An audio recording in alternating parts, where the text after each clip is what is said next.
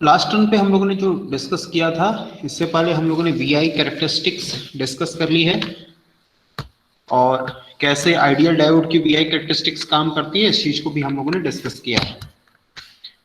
अब इस क्लास में हम लोगों ने लास्ट टर्न पे ये भी देखा था कि ब्रेकडाउन होता है और उस ब्रेकडाउन के नाते रिवर्स बायस में अचानक बहुत ज्यादा या फिर एक्सेस करंट फ्लो करने लगती है। उस एक्सेस करंट के फ्लो को हम लोग ब्रेकडाउन कहते हैं और जो मैकेनिज्म फॉलो होगी उसे हम लोग ब्रेकडाउन मैकेनिज्म कहते हैं। तो दो तरीके की ब्रेकडाउन मैकेनिज्म होती है, एक होती है जेनर ब्रेकडाउन मैकेनिज्म और दूसरी होती है एवलांच ब्रेकडाउन मैकेनिज्म। दो तरीके की ब्रेकडाउन मैकेनिज्म होती है, एक होती है जेनर ब्रेकडाउन मैकेनिज्म और दूसरी होती है एवलांच ब्रेकडाउन मैकेनिज्म। तो क्या डिफरेंस होता है जेनरल ब्रेकडाउन मैकेनिज्म में और एवलांच ब्रेकडाउन मैकेनिज्म में और कहां ये अकर होता है, इस चीज को हम लोग देखेंगे। ठीक, तो एवलांच जैसा कि वर्ड है, तो एवलांच का वर्ड को आप लोगों ने पहले भी सुना होगा कि एवलांच कहां पर आता है या किस तरीके से आता है। तो एवलांच मतलब ये होता है कि कोई एक, जैसे कि कोई भी नॉर्मली पहाड़ों पर ही आता है। ठीक है, मान लीजिए पहाड़ पर कोई एक पत्थर अगर ऊपर से बहुत तेजी स्पीड से आ रहा है, ठीक है, तो फिर वो बाकी पत्थरों से टकराता है और उसके बाद उसके साथ साथ दो पत्थर बहुत तेज स्पीड से मूव करने लगते हैं और उसके बाद ये दो पत्थर जो है बाकी पत्थरों के साथ टकराते हैं और फिर ढेर सारे पत्थर जो है अंतिम में बहुत तेजी से नीचे की तरफ गिरने लगते हैं। और फिर अचानक क्या होता है कि बहुत ज्यादा पत्थर जो है बहुत तेज स्पीड से, जो भी तलहटी होती है या फिर जो भी रोड साइड होता है या जहां पर भी होता है, वहां पर खूब ज्यादा पत्थर आकर बहुत तेजी से गिरने लगते हैं। तो ये जो प्रोसेस ये शुरू कैसे हुआ होगा कि कोई एक पत्थर जो है डिसबैलेंस होकर बहुत हाई स्पीड से वो नीचे की तरफ आना शुरू किया होगा। वो उसके पास इतनी ज्यादा एनर्जी रही होगी कि वो दूसरे पर जिस भी स्टोन से कोलाइड किया होगा या पत्थर से कोलाइड किया होगा उसको भी वो बहुत तेज स्पीड से नीचे की तरफ मूव कराना शुरू कर दिया होगा और एंड सो ऑन, इस तरीके से ढेर सारे मूव करना शुरू कर देते हैं। ठीक है, तो रिवर्स बायस में आप ऑलरेडी जानते हो कि रिवर्स बायस में अगर आप यहाँ पर लगा रहे हो और इस तरीके से diode P type of diode है और यहाँ पर N type of P type of semiconductor और यहाँ पर एन टाइप ऑफ सेमीकंडक्टर है और पी टाइप वाले पर अगर आप बहुत ही निगेटिव वोल्टेज लगा रहे हो और एन टाइप वाले पर अगर आप बहुत ही ज्यादा पॉजिटिव वोल्टेज लगा रहे हो तो बहुत ही हाई इलेक्ट्रिक फील्ड यहाँ से लेकर यहाँ तक काम कर रही है। Very high electric field is working over here. ठीक है ना, from N side to P side. ठीक, very high electric field is working. जब बहुत ही हाई इलेक्ट्रिक फील्ड काम करी तो पी साइड टाइप का माइनॉरिटी चार्ज कैरियर बताइए क्या है, फ्री इलेक्ट्रॉन है। ठीक है, और एन टाइप का माइनॉरिटी चार्ज कैरियर क्या है, फ्री इलेक्ट्रॉन है। Free electron majority charge carrier free electron है, फ्री टू मूव है। ठीक, तो क्या होता है कि जब बहुत ही आप एक पर्टिकुलर वोल्टेज से ज्यादा बढ़ा देते हो वोल्टेज को, तो बहुत ही ज्यादा एनर्जी उस पर्टिकुलर फ्री इलेक्ट्रॉन को मिल जाती है। और एक पर्टिकुलर इलेक्ट्रॉन को जब बहुत ज्यादा एनर्जी मिलती है, ठीक है, जैसा कि यहाँ पर डायग्राम में दिखाया गया, ये बहुत ही high speed moving free electron है। High speed moving free electron, high speed moving free electron. ठीक है, it is having very high kinetic energy. जब ये किसी एटम से कोलाइड करता है तो उसके साथ वो आउटर मोस्ट ऑर्बिट के किसी एक और इलेक्ट्रॉन को फिर वो क्या कर देता है, किक आउट कर देता है। ठीक, तो इस तरीके से दो फ्री इलेक्ट्रॉन्स यहां पर मिल गए। ठीक है, और फिर जब ये अगले एटम से कोलाइड करेगा तो उस तरीके से फिर एक और दो फ्री इलेक्ट्रॉन्स यहां पर करेगा एंड सो ऑन, और ये प्रोसेस चलता रहता है और लास्ट में हम देखते हैं कि बहुत ढेर सारे फ्री इलेक्ट्रॉन हमें मिल जाते हैं। ठीक, तो generation of large amount of charge carrier of free electron will result breakdown. Okay, तो एवलांच में क्या होता है, ये मैकेनिज्म आपको समझ में आ गई होगी कि बहुत हाई स्पीड से जब कोई एक फ्री इलेक्ट्रॉन मूव करता है तो फिर वो आगे वाले फ्री इलेक्ट्रॉन से उसी तरीके से हाई स्पीड से कोलाइड करता है एंड सो ऑन, ये प्रोसेस चलता रहता है। ठीक है, तो ये हुआ आपका एवलांच का प्रोसेस। वहीं जेनर में क्या होता है, जेनर ब्रेकडाउन मैकेनिज्म में देखिए क्या होता है। जेनर ब्रेकडाउन मैकेनिज्म में, जेनर ब्रेकडाउन मैकेनिज्म में, ठीक है मैं दिखा देता हूँ। जनरल ब्रेकडाउन मैकेनिज्म में देखिए क्या होता है। जनरल ब्रेकडाउन मैकेनिज्म में आपका ये पीएन जंक्शन डायोड है और पीएन जंक्शन डायोड में मैंने कहा ये पी टाइप ऑफ सेमीकंडक्टर है और ये एन टाइप ऑफ सेमीकंडक्टर है। ठीक है ना, दोनों को हम लोगों ने ज्वाइन कर रखा है, पी टाइप ऑफ सेमीकंडक्टर और एन टाइप ऑफ सेमीकंडक्टर को।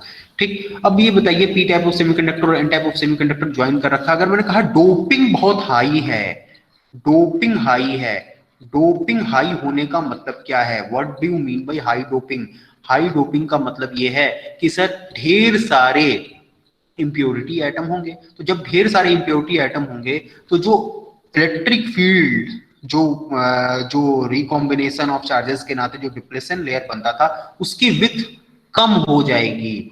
क्यों विथ कम हो जाएगी? विथ इसलिए कम हो जाएगी क्योंकि इम्प्योरिटी एटम्स बहुत ज्यादा हैं। जब इम्प्योरिटी एटम्स बहुत ज्यादा हैं तो जो इलेक्ट्रिक फील्ड, अगर हमें मान लीजिए अगर हमें यहाँ पर 100 चार्जेस चाहिए और इधर भी 100 चार्जेस चाहिए, इम्प्योरिटी एटम्स चाहिए, तो जो 100 इम्प्योरिटी एटम हमें 2 या 3 लेयर या 4 या 5 एटम्स के लेयर्स पे मिलते थे, हो सकता है वो सिंगल एटम के लेयर पे मिल जाए।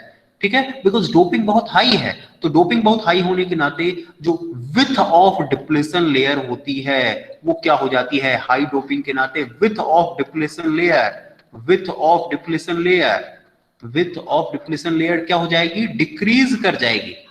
With of depletion layer decrease कर जाएगी, with of depletion layer decrease कर जाती है। ठीक है ना, डोपिंग हाई है और width of depletion layer decrease कर रही है, लेकिन electric field as it is है। मतलब ये जो वोल्टेज हम लोग लगा रखा था वो तो एज इट इज बन गया। ठीक, अब हम लोगों ने रिवर्स बायस अगर यहाँ पर लगा दिया, if you have applied here reverse bias, तो रिवर्स बायस जो होगा वो पी टाइप पर कैसा वोल्टेज लगेगा? पी टाइप पर आपका नेगेटिव वोल्टेज लगेगा और एन टाइप पर पॉजिटिव वोल्टेज लगेगा। तो एक्सटर्नल इलेक्ट्रिक फील्ड यहाँ पर काम करना शुरू करेगी और एक्सटर्नल इलेक्ट्रिक फील्ड किधर से किधर की तरफ काम करेगी? ऑब्वियसली वो एन से पी की तरफ काम करेगी और ये जो अंदर इलेक्ट्रिक फील्ड थी उसको भी सपोर्ट करेगी। मतलब ये जो इलेक्ट्रिक फील्ड होगी वो बहुत ज्यादा बढ़ती चली जाएगी। ये डब्ल्यू की वैल्यू को हम लोगों ने ऑलरेडी बहुत कम कर दिया है। अगर हम लोग इसे एज्यूम कर लें कि लगभग ये 1 माइक्रोमीटर है, ठीक है, और अगर हम लोगों ने 10 वोल्ट की सप्लाई लगा दी है, 10 वोल्ट का वो सप्लाई लगा दिया है रिवर्स बायस में, तो 10 volt divided by 1 micrometer, so how much electric field we will get? We will get 10 mega volt per meter electric field. So this is very high electric field. It is in range of 10 into 10 to the power of 6. जब इतनी high electric field लगेगी तो obviously ये जो atoms हैं जो कि depletion layer में इम्प्योरिटी एटम्स हैं, ठीक है, कहीं यहाँ पर कोई पी टाइप में अगर यहाँ पर डोनर इम्प्योरिटी है और एन टाइप में एक्सेप्टर, सॉरी पी टाइप में यहाँ पर एक्सेप्टर इम्प्योरिटी है और एन टाइप पे अगर डोनर इम्प्योरिटी है और बहुत ही हाई इलेक्ट्रिक फील्ड अगर एक्सपोज की जाएगी तो डेफिनेटली इसके अंदर के जो इलेक्ट्रॉन जो आउटर मोस्ट ऑर्बिट में होंगे वो भी फ्री हो जाएंगे। They will result of the free electrons. So ये किस तरीके के जनरल ब्रेकडाउन हो, इसके लिए बहुत जरूरी चीज है कि भैया पहले डोपिंग बहुत हाई होनी चाहिए। जब डोपिंग बहुत हाई होगी तभी जनरल ब्रेकडाउन होगा। ठीक है, मतलब P and N type of semiconductor must be highly doped and what will happen when they will be highly doped? जब वो highly doped होंगे then width of depletion layer will decrease. Why width of depletion layer will decrease? Because recombination of electrons and holes at the junction will take place in very narrow width. Okay, and this width of depletion layer has decreased. So if you will apply any reverse bias voltage, then it will result very high electric field to be generated, and this very high electric field will result what?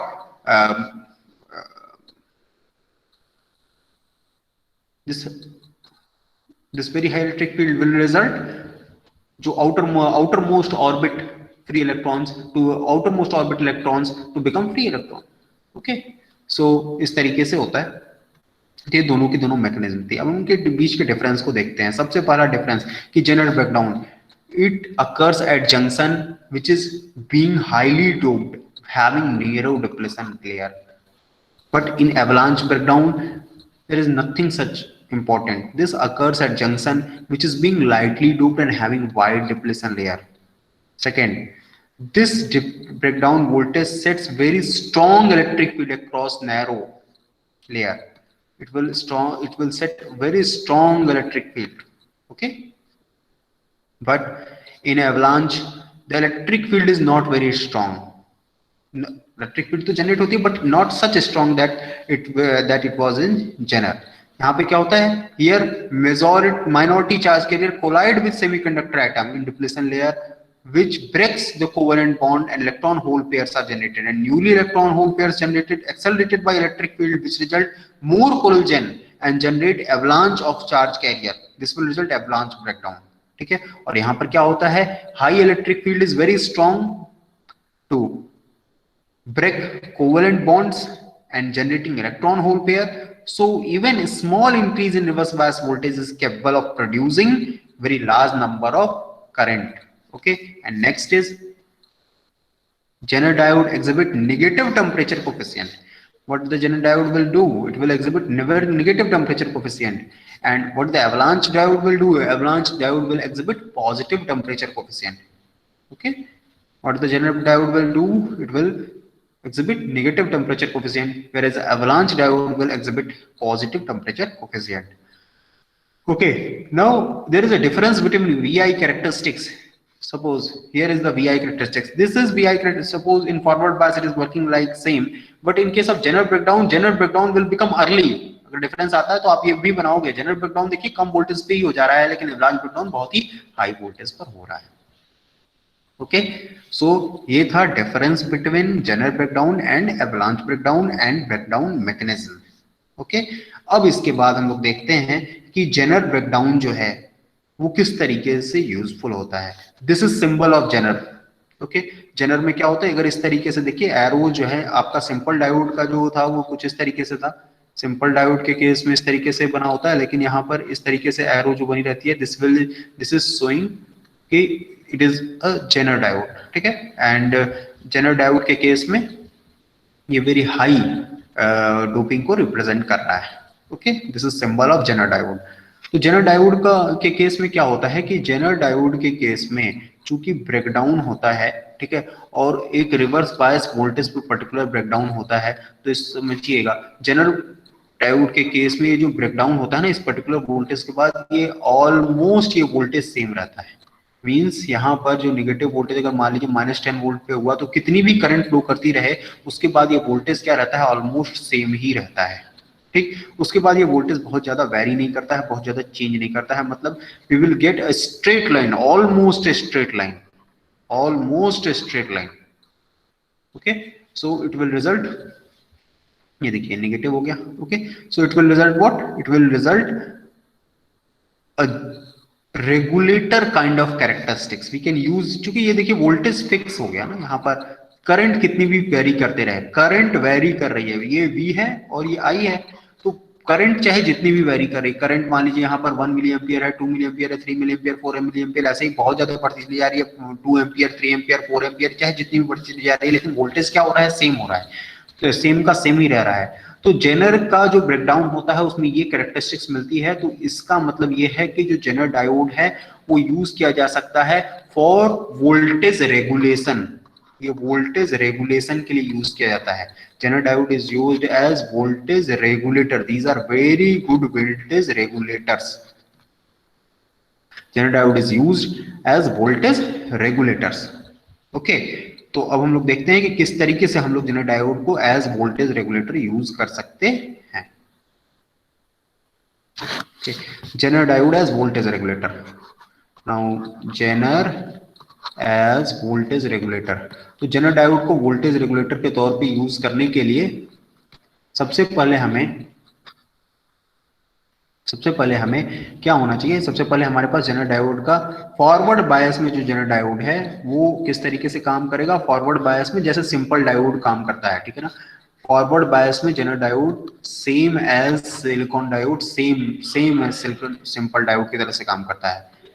Same as PN junction diode, same as PN junction diode यहाँ पर ये काम करता है. ठीक है, but reverse bias में ऐसा नहीं होता है. रिवर्स बायस में क्या होता है, रिवर्स बायस में अगर आपका वोल्टेज जो इसके अक्रॉस अप्लाई हो रहा है वी अप्लाइड, ठीक है ना, अगर वो क्या है, वो it is more than voltage breakdown, अगर ये ब्रेकडाउन वोल्टेज से ज्यादा है, if it is more than voltage breakdown, if we applied is more than voltage breakdown, then it will result कि यहाँ पर जो ये होगा ये एक तरीके से एक वोल्टेज सोर्स की तरह से काम करेगा. जो वोल्टेज सोर्स उस पर्टिकुलर डायरेक्शन में लग रहा होगा, मतलब ये अगर मान लीजिए 10 वोल्ट पे ब्रेकडाउन हो रहा होगा तो ये 10 वोल्ट के वोल्टेज सोर्स की तरह से इस तरीके से काम करेगा.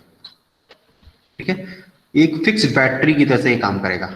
ठीक, अदरवाइज ये सिंपल डायोड की तरह से काम करता है. मतलब फॉरवर्ड बायस में कैसे काम करेगा, फॉरवर्ड बायस में देखिए ये कैसे काम करेगा, ये वहां पे 0.7 वोल्ट का आपका वोल्टेज ड्रॉप होगा, 0.7 वोल्ट इंटू 0.3 वोल्ट, और यहाँ पर एक रेजिस्टेंस लगा देगा, बस इसी तरीके से काम करेगा. लेकिन पहली कंडीशन ये है कि वोल्टेज रेगुलेशन के लिए, वोल्टेज रेगुलेटर में अगर यहाँ पर रिवर्स बायस में अगर ब्रेकडाउन हो गया है, ठीक है, तो ये एक सिंपल एक बैटरी की तरह से काम करेगा।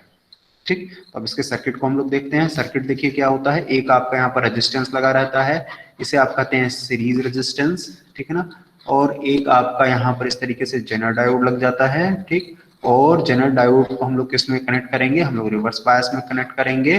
ठीक, और इसके पैरेलल में एक रेजिस्टेंस लगा रहता है, this is called load resistance, it is called load resistance. ठीक, ये क्या है, this is R S, this is series resistance, this is R L, okay, और यहाँ पर आप क्या लगाओगे, प्लस माइनस वी आउटपुट इसके अक्रॉस लोगे, आपको वी आउटपुट यहाँ पर मिलेगा। ठीक, और यहाँ पर प्लस माइनस क्या लगाओगे, आप वी इन लगाओगे। ठीक, प्लस माइनस वी इन लगाओगे, this is voltage regulator circuit. ठीक है, अब आप सिंपली मानिए कि अगर यहाँ पर ये जो जेनर डायोड है, ये जेनर डायोड का आपने कहा VZ मतलब जेनर ब्रेकडाउन वोल्टेज अगर 10 वोल्ट है, if Zener breakdown voltage is 10 volt, ठीक है, और अगर आपने यहाँ पर V इन कितना लगा दिया, 20 वोल्ट लगा दिया, if you apply 20 volt V in, then what will happen, और अगर आप इस रेजिस्टेंस को मान लीजिए 1 किलो ओम का रेजिस्टेंस है, और ऐसे ही यहाँ पर मान लीजिए ये भी अगर आपका 5 किलो ओम का रेजिस्टेंस है या समथिंग लाइक दैट, कुछ भी मान लीजिए। ठीक है, तो देखिए क्या होगा, देन व्हाट विल हैपन, देखिए यहाँ पर इसके बाद अगर आपने, तो आप सबसे पहले चेक करोगे कि डायोड किस बायस में होगा। ऑब्वियसली अगर यहाँ पर पॉजिटिव लगा हुआ है तो ये N वाला टर्मिनल है और ये P वाला टर्मिनल है। तो N वाले टर्मिनल में बताइए कौन से चीज कनेक्टेड है, यहाँ पर N वाले टर्मिनल पे पॉजिटिव सप्लाई कनेक्टेड है और P वाले टर्मिनल पे नेगेटिव सप्लाई कनेक्टेड है। मतलब इस तरीके से ये डायोड आपका किसमें है, this diode is in reverse बायस।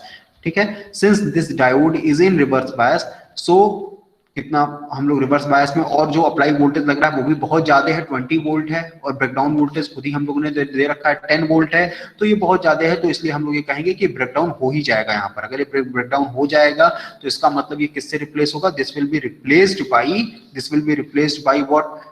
तो अगर हम लोग इसका एक और सर्किट बनाए तो ये RS होगा, RS में यहाँ पर कितने का होगा, 1 किलो ओम का होगा। ठीक है, this will be replaced by a 10 volt voltage source, because it will be have a simple voltage source of 10 volt, क्योंकि एक पर्टिकुलर वोल्टेज के बाद जो है, और this will be have as 5 kilo ohm.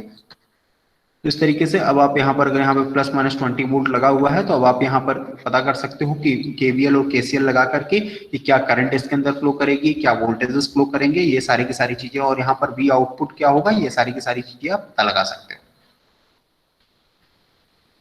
ठीक है, so this was about how the Zener diode can work as voltage regulator. इसको और ज्यादा डिटेल में हम लोग नेक्स्ट लेक्चर में देखेंगे कि किस तरीके से हम लोग जेनर डायोड को एज वोल्टेज रेगुलेटर ज्यादा डिटेल में स्टडी कर सकते हैं। ठीक है,